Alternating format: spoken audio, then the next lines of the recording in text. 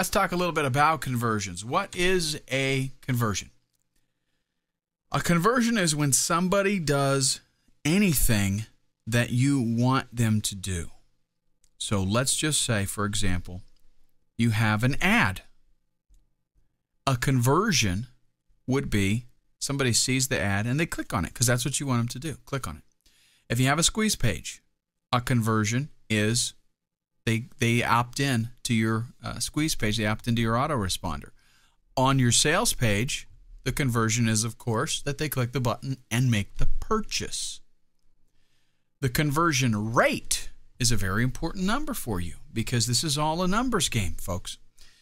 If you have, let's say that you have a 2% conversion rate on your sales page, what that means is that out of 100 visitors to your website, 2 people are going to buy.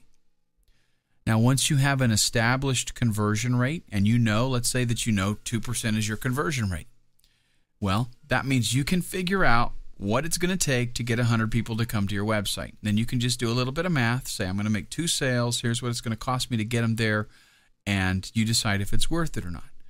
Well, if it is worth it, let's say that from those 2 sales, you have to pay for a pay-per-click campaign and you end up making $100 out of those 2 sales by the time you cut your losses, right? We're just going to make the math real easy on here.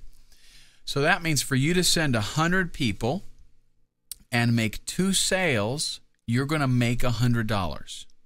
Well, if you spend 10 times as much, whether it's time, resources, or money, if you spend 10 times as much and get 10 times the traffic, you will make 10 times the sales because the conversion rate is consistent. If you get 1,000 visitors, you're going to get 20 sales. If you get 10,000 visitors, you're going to get 200 sales. So that's your conversion rate. When your conversion rate goes up, that's a good thing because now, let's say you're making 5% conversions. Now, assuming that you're putting forth the same amount of effort as far as spend and time involved, you're now making more sales, but it's a conversion rate, so it's consistent. As your traffic goes up, your bottom line is going to go up. You're going to make more.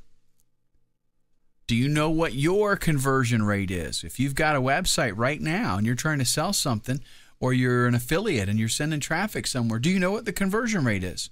Are you doing any kind of tracking whatsoever? That's one of the big things in marketing, folks. To be successful is doing tracking. You have to know where your traffic is coming from so that you can tell what traffic is working the best. There are areas, there's so many, you're going to see here in just a minute, so many different ways to send traffic.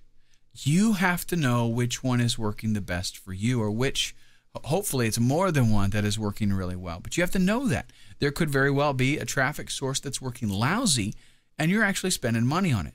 And if all you're doing is every month spending $1,000 towards your traffic and it goes to 7 or 8 different traffic sources between that $1,000, and lo and behold you find out that you're spending $500 from one traffic source that's giving you no sales whatsoever, wouldn't it be better to take that $500 and put it towards the traffic sources that are working?